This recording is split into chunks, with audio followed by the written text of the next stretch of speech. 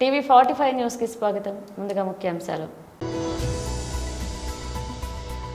BJP Kisan Morcha రాష్ట్ర అధ్యక్షుడు శ్రీ కొండపల్లి శ్రీధర్ రెడ్డి మీడియాతో మాట్లాడారు.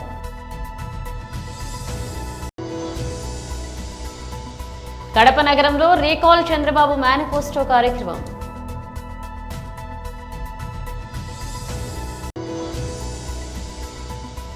తెలంగాణ భవన్లో బీఆర్ఎస్ నాయకుడు Y Satish Reddy press meet.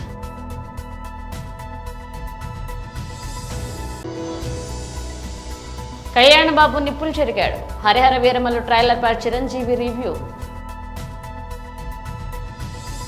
BJP Kisan Morcha రాష్ట్ర అధ్యక్షుడు శ్రీ కొండపల్లి శ్రీధర్ రెడ్డి మీడియాతో మాట్లాడారు. పాత్రికేయ మిత్రులకు బీజేపీ కిసాన్ మోర్చా పక్షాన నమస్కారాలు తెలియజేస్తా ఉన్నాను. రాష్ట్రంలో గత కొద్ది రోజులుగా యూరియా విషయంలో, సరఫరా విషయంలో రాష్ట్ర ప్రభుత్వము ఘోరంగా వైఫల్యం చెందుతున్న వార్తలు ఆందోళన కలిగిస్తూ ఉన్నాయి. నిజానికి నరేంద్ర మోడీ గారు ప్రధానమంత్రిగా బాధ్యతలు తీసుకున్న తర్వాత డిఏపి కానీ, యూరియా కానీ రైతుల కష్టాలను తొలగించినటువంటి ప్రధానిగా, రైతుల ప్రధానిగా నరేంద్ర మోడీ గారు ఏ రాష్ట్రానికి ఎంత మొత్తంలో యూరియా కావాలా, డిఏపి కావాలా లెక్కలు చేసి అనుకున్న దానికంటే కూడా ఎక్కువ ఆ రాష్ట్రాలకు అందే విధంగా మరి తోడ్పాటు అందిస్తున్నటువంటి విషయాన్ని ఇలా మీడియా ద్వారా నేను మీ దృష్టికి తీసుకురాదలుచుకున్నాను. ఎంత దురదృష్టకరం అంటే వ్యవస్థల వైఫల్యం, రాష్ట్ర ప్రభుత్వాల ఏజెన్సీల వైఫల్యాన్ని తీసుకొచ్చి ఇలా కేంద్రం మీద అనవసరంగా బురద తల్లేటువంటి ప్రయత్నం చేస్తూ ఉన్నారు. ఈరోజు పూర్తి స్థాయిలో నరేంద్ర మోడీ గారు ప్రధానమంత్రి అయిన తర్వాత వేపపూతతో కూడినటువంటి యూరియాని అందుబాటులోకి తీసుకొచ్చిండు. మనకు తెలుసు, గతంలో యూరియా తీసుకురావాలంటే చెప్పులు, వాళ్ళ చేతి సంచులు, మరి చేతి కర్రలు క్యూలో పెట్టుకోవాల్సినటువంటి పరిస్థితి, గంటల తరబడి, రోజుల తరబడి నిరీక్షించాల్సినటువంటి పరిస్థితి నుంచి ఇలా దక్షిణ భారతదేశానికే తలమానికంగా రామగుండంలో ఎరువుల కర్మాగారాన్ని ప్రారంభించి ఈ దక్షిణ భారతదేశానికి సంబంధించినటువంటి కొరత, రైతులు ఎవ్వరు కూడా ఇబ్బంది పడకుండా ఇలా ఎరువులను అందుబాటులో ఉంచడానికి కేంద్ర ప్రభుత్వం కృషి చేస్తూ ఉంటే ఇలా రాష్ట్ర ప్రభుత్వము మంత్రులు కూడా బాధ్యతారహితంగా మాట్లాడటం. తుమ్మల నాగేశ్వరరావు గారు కేంద్రానికి నేను ఉత్తరం రాసినని చెప్పి మాట్లాడుతూ ఉన్నాడు. నిజానికి గత రబీ సీజన్లో మన తెలంగాణకు కావలసినటువంటి యూరియా కంటే కూడా ఎక్కువ యూరియానే సప్లై చేసినట్టుగా గణాంకాలు చెప్తా ఉన్నాయి, లెక్కలు చెప్తా ఉన్నాయి. ఇలా పూర్తిగా వ్యవసాయ శాఖ మంత్రి ఏది తెలంగాణలో నరేంద్ర మోడీ గారి ప్రభుత్వం రాసినా అది వచ్చినా, నేనే ఉత్తరం రాసినా అది వచ్చిందంటాడు. ఈరోజు పూర్తి స్థాయిలో రేవంత్ రెడ్డి గారికి చిడతలు వాయించుకుంటూ చెక్కబదిన చేస్తూ తిరుగుతున్నాడు తప్ప వ్యవస్థల్లో ఉన్నటువంటి వైఫల్యాలను వాటిని సక్రమ గాడిలో పెట్టడంలో ఇలా వ్యవసాయ శాఖ మంత్రి ఘోరంగా వైఫల్యం చెందిందనే విషయం చెప్పాల్సినటువంటి అవసరం ఉంది. ఈరోజు మార్కెఫెడ్లు దివాలా తీసినాయి. ఎంత దురదృష్టకరం అంటే కేంద్రము పూర్తిగా యూరియాకి సబ్సిడీ భరించి ఇలా 266 రూపాయలకే బస్తాను అందుబాటులోకి తీసుకొస్తే ఇలా ట్రాన్స్పోర్ట్ ఛార్జీల పేరుతో కూడా రైతుల మీద భారం మోపుతా ఉన్నారు. ఇవన్నీ కూడా వ్యవసాయ శాఖ మంత్రి దృష్టికి రాలేదా? కడప నగరంలో రీకాల్ చంద్రబాబు మేనిఫెస్టో కార్యక్రమం.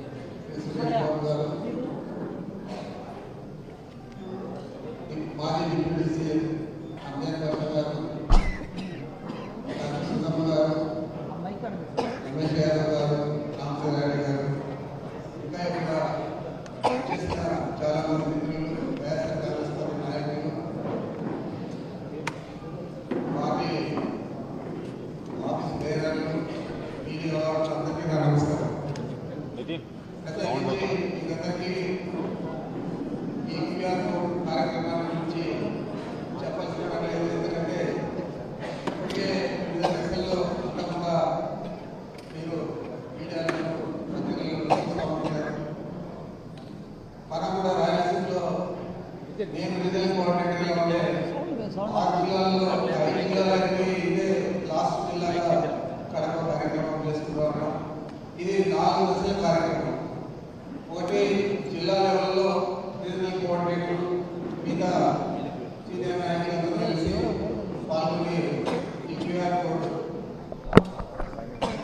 రిలీజ్ చేయడము, మరి ఏ విధంగా మనం జిల్లాలోని కార్యక్రమాన్ని అమలు చేయాలని చర్చించుకోవడము, తర్వాత జిల్లా అధ్యక్షుడి గారి నేతృత్వంలో అన్ని శాసనసభ నియోజకవర్గాల్లో అక్కడున్న శాసనసభ్యులు కానీ మాజీ శాసనసభ్యులు కానీ కొత్తగా నియమించిన కోఆర్డినేటర్లు కానీ వారి ఆధ్వర్యంలో జిల్లా అధ్యక్షులు నియోజకవర్గంలో కార్యక్రమాన్ని ఏర్పాటు చేస్తారు. ఆ తర్వాత అక్కడున్న ఇప్పటికే మనం అన్ని మండల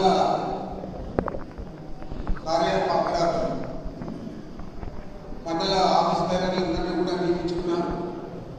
మరి ముఖ్యంగా రవీంద్రారెడ్డి గారి ఆధ్వర్యంలో మొట్టమొదట కడప జిల్లాలోని కార్యక్రమం పూర్తి చేస్తున్నాం. మరి అక్కడున్న మండల పార్టీ కన్వీనర్ల ఆధ్వర్యంలో మండల స్థాయిలో అక్కడున్న శాసనసభ్యులు కానీ మాజీ శాసనసభ్యులు కానీ కోఆర్డినేటర్లు కానీ ఆధ్వర్యంలో మండల స్థాయిలో, ఆ తర్వాత గ్రామ స్థాయిలో, మరి ఇంకా కొన్ని గ్రామాలలో గ్రామ కమిటీలు చేసుకొని మనం గ్రామ కార్యక్రమం చేస్తూ గ్రామ కమిటీలు కూడా పూర్తి చేసుకొని ఆ గ్రామాల్లో తెలంగాణలో బీఆర్ఎస్ నాయకుడు Y Satish Reddy press meet నిర్వహించారు. అధికారంలో రావడమే లక్ష్యంగా 6 గ్యారంటీల పేరు మీద 13 గ్యారంటీలు ఇచ్చి రకరకాల డిక్లరేషన్ల పేరు మీద అనేక హామీలు ఇచ్చి మొత్తంగా 420 హామీలు ఇచ్చి అధికారంలోకి వచ్చిన తర్వాత అంటే అప్పుడు ఎట్లుండే అంటే అందరికీ అన్నీ అని అరచేతిలో స్వర్గం చూపించి అధికారంలోకి వచ్చిన తర్వాత కొందరికే కొన్నే అనే విధంగా వ్యవహరిస్తుంది ఈ కాంగ్రెస్ పార్టీ, ఈ ప్రభుత్వం. అందులో ఒక గ్యారంటీ, ఒక హామీ గురించి ఈరోజు చర్చించాల్సిన అవసరం ఉన్నది. ఇందిరమ్మ ఇల్లు, పేదలందరికీ ఇందిరమ్మ ఇల్లు అనే ఒక గ్యారంటీ ఇచ్చి గ్యారంటీ కార్డులో స్పష్టంగా వాళ్ళు ఇచ్చిన హామీలో ఇందిరమ్మ ఇల్లు అంటే ఏంటిది, ఇందిరమ్మ ఇళ్ళ కింద ఇచ్చిన గ్యారంటీ కింద వాళ్ళు ఇచ్చింది ఏంటంటే ఇల్లు లేని వారికి ఇంటి స్థలం 5 లక్షలు వాళ్ళు ఇచ్చిన గ్యారంటీ, ఉద్యమకారులకు 250 చదరపు గజాల ఇంటి స్థలం, ఇది వాళ్ళు ఇచ్చిన హామీ. ఏది ఇందిరమ్మ ఇళ్ళ పేరు మీద వాళ్ళు ఇచ్చిన హామీ, ప్రతి ఒక్కరికి ఇల్లు లేని ఇంటి స్థలం లేని వారికి స్థలం, దాంతోపాటు 5 లక్షలతో కూడా ఇల్లు ఇస్తామని చెప్పి వాళ్ళు ఇచ్చిన హామీ, అది గ్యారంటీ. కానీ ఇప్పుడు వాళ్ళు చేస్తున్నది ఏంటి అంటే ఇందిరమ్మ ఇల్లు అంటే ఏమైపోయిందంటే వాళ్ళకి ఇందిరమ్మ ఇల్లు అనేది అవినీతి, అక్రమం, అరాచకాలకి తావిస్తుంది. అంటే ఇది కేవలం దోచుకోవడానికి మాత్రమే అనే విధంగా వాళ్ళు వ్యవహరిస్తున్నారు.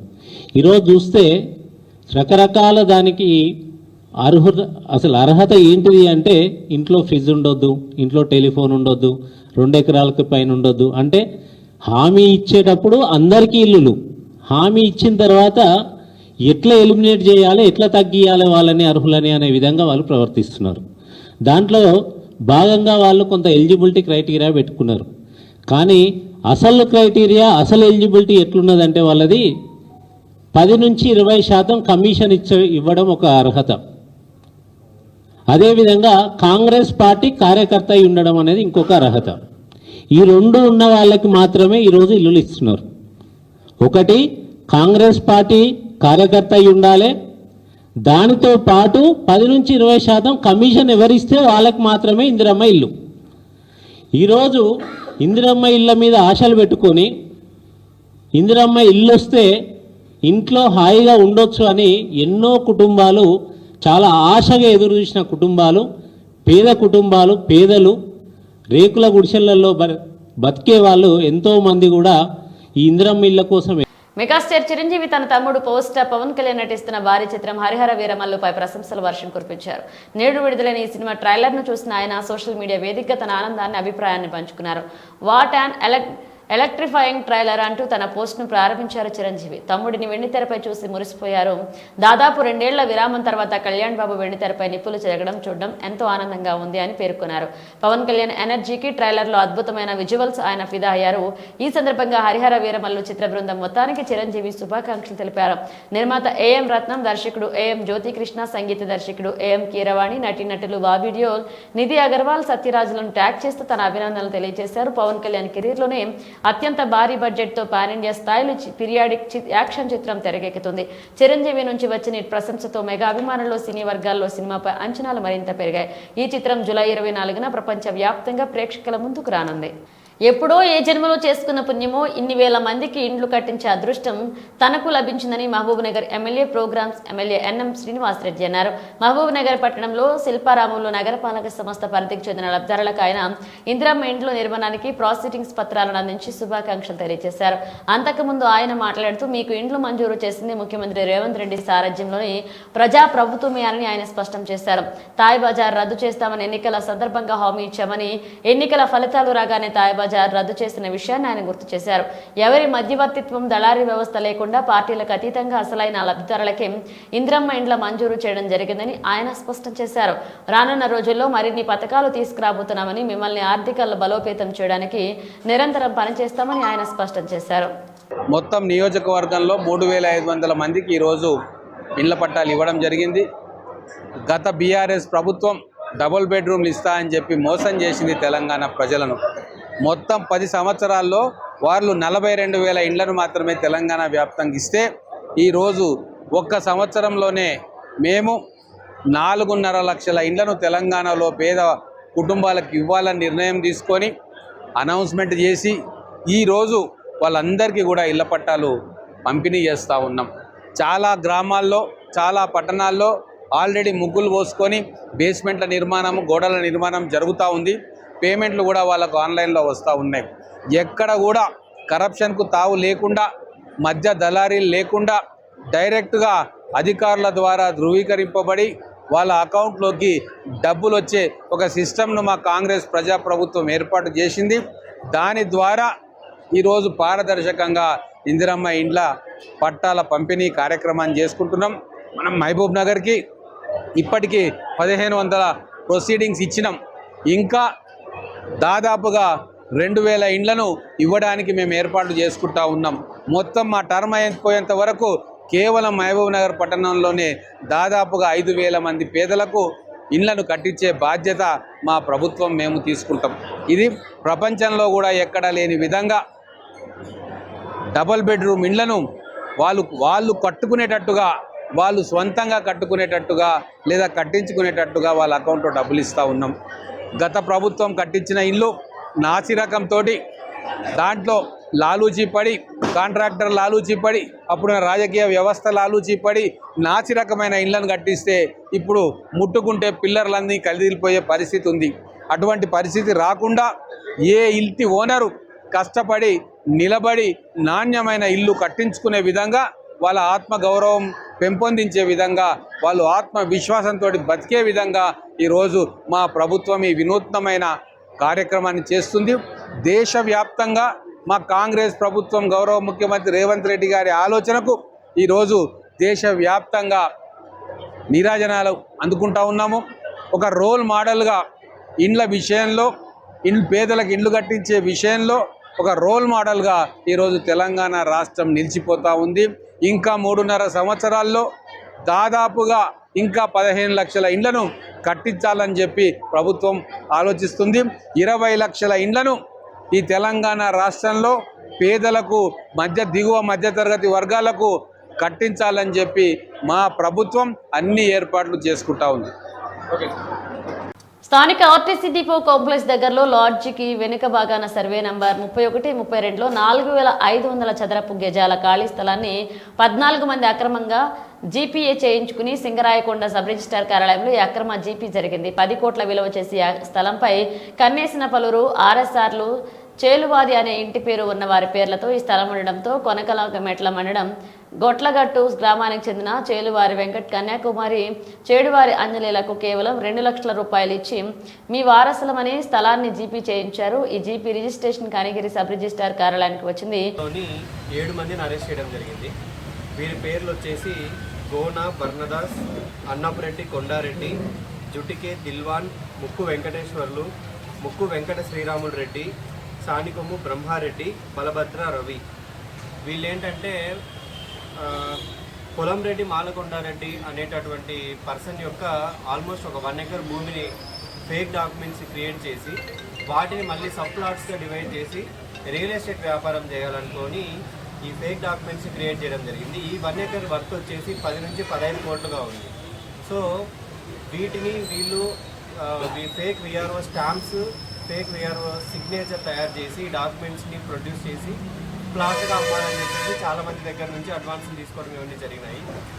దీనికి మన కనిగిరిలో రీసెంట్గా రియల్ ఎస్టేట్ మోసాలు చాలా జరుగుతున్నాయి కాబట్టి ఈ కేసుని స్పెషల్గా సిఐ గారికి ఇవ్వడం జరిగింది. ఇన్వెస్టిగేషన్ ఆఫీసర్గా సిఐ గారికి ఇచ్చి దీన్ని స్పెసిఫిక్గా పర్టికులర్గా దీంట్లో మనము ప్రతి ఒక్కరికి ఒక స్ట్రాంగ్ మెసేజ్ ఇవ్వాలనే ఉద్దేశంతో జిల్లా ఎస్పీ అయినటువంటి ఏఆర్ దామోదర్ గారి ఆదేశాల మేరకు మనము ఎస్ఐ హెచ్ఎంపాడు, ఎస్ఐ కనిగిరి టీంని ఫామ్ చేసి వీళ్ళని నిన్న నైట్ అరెస్ట్ చేయడం జరిగింది.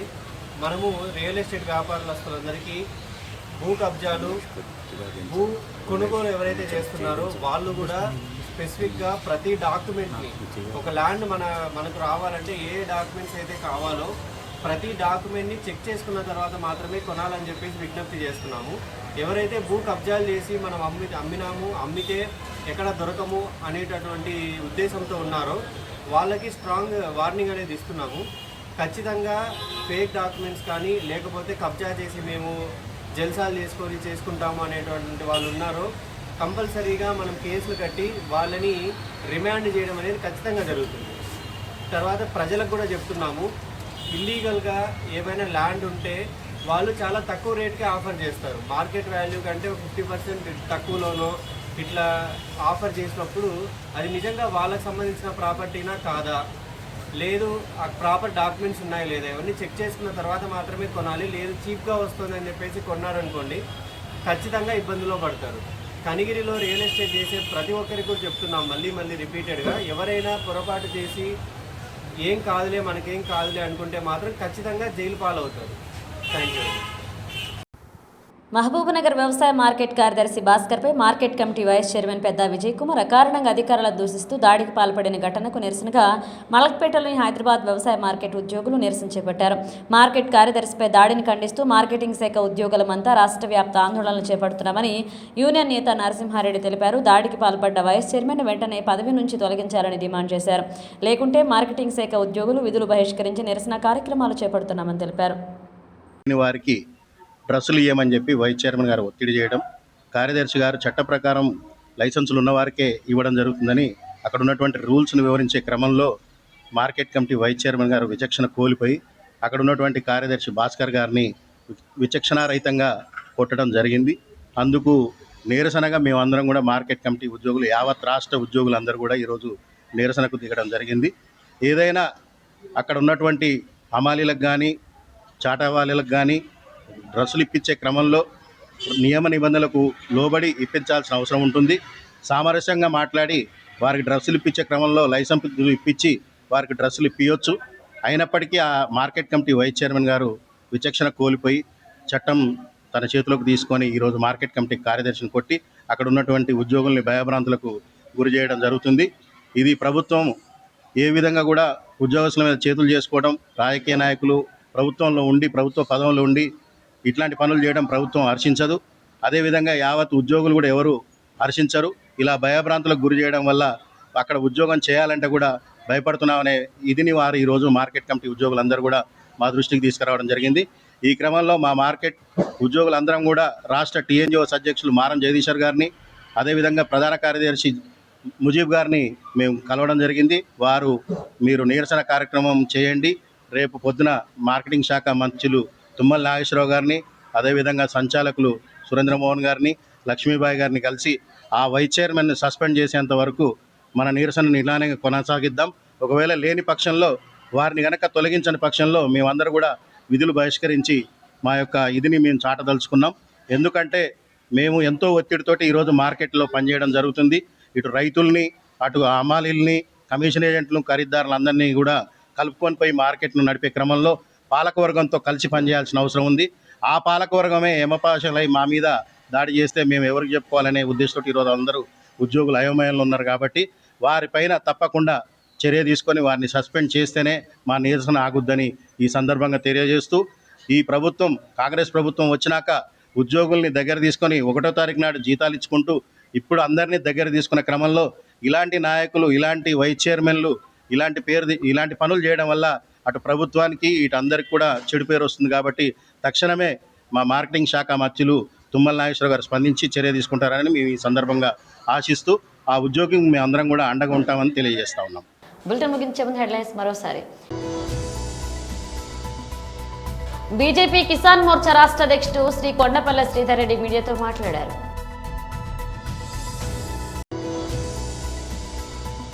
కడప నగరంలో రీకాల్ చంద్రబాబు మేనిఫెస్టో కార్యక్రమం.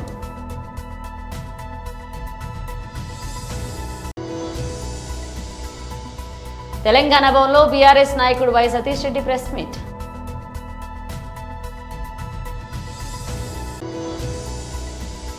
కళ్యాణ్ బాబు నిప్పులు చెరిగాడు. హరిహర వీరమల్లు ట్రైలర్ పై చిరంజీవి రివ్యూ. ఇవి బులెటిన్ అప్డేట్స్. మరో అప్డేట్స్తో మళ్ళీ కలుద్దాం.